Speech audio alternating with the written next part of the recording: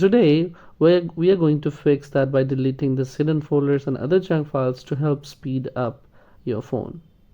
So don't worry, we won't delete any important photos, videos or files, just unnecessary junk. First, open settings, scroll down and press apps, select an app like calendar, scroll down and press storage, press clear cache.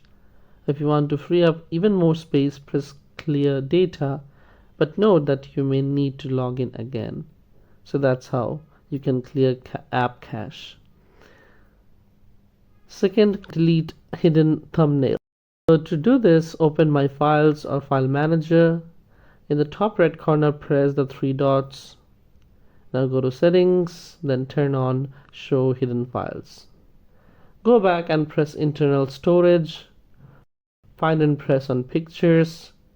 Go to the Thumbnails section and then select all files and press Delete All. Finally, go back to the main internal storage section. Go to Trash, delete all files in the trash. So that's how it's all done. By following these simple steps, you can delete hidden junk files, clear cache, and free up space to make your phone even faster. So thanks for watching this video. For more helpful tips and guides, follow and watch the playlist at the end of the screen, and I will see you in the next video.